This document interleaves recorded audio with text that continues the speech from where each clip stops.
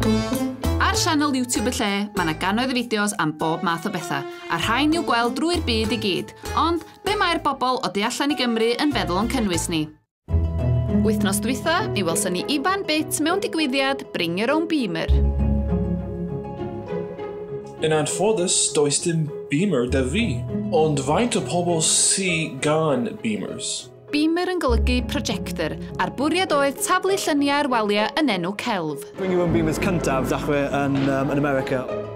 Dechrau yn America? Dim syndod da fi.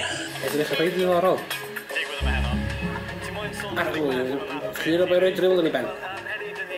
Sgrw lwys yn siwr. Dyn nhw gyd yn drunk neu rhywbeth? Yw ar clwyn, mor rhaid gada hi, bloody hell. Mae'n cool, actually. Mi oedd na berfformiad reit wahanol hefyd. Can o'r archif, race horses.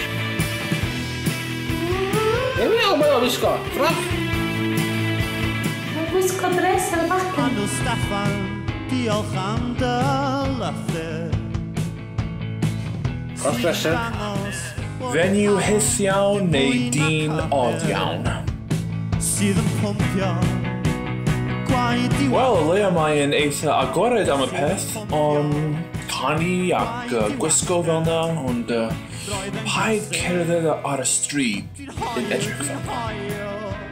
Sy'n really hoffi'r gan yna, to be honest. Dim yn gwmwl sy'n fath fi o cerddoriaeth, ond mae na dawn gyda nhw. Ac o bobl efo dawn I... Gafar ffilm, not again. Da ni dal ddim cael siarad am Star Wars achos mae S4C yn dweud bod chi byth yn gallu dysgu unrhyw beth. Star Wars? Faswn ni'n cytuno gyda S4C. Star Wars is amazing. So mae'n ei dechrau wneud bombs yn y basement fe. O George McFly. Be obsession y boi mae bombs? Bomb fan hyn, mwy o bombs. Bombs. Oh, you're getting so bombed. Mae fe yn gwylio'r ffilm, a fi'n gwylio fe yn gwylio'r ffilm. Ia Fion, a wythnos yma, da ni'n dywylio di yn gwylio gaf yn gwylio hen ffilm. Ond roedd pethau bwysicach yn mynd â bryd dan Rhys o California, hyd yn oed yn y 50au. Wy'n dymuno naeth fwy athrawon yn edrych yn thebyg hi. Beth yw'r pwynt o hyn? Cyngor. Wel, gobeithio chi dysgu rhywbeth. Dim rili. Unrhyw un yn meddwl bod hwnna'n helpu?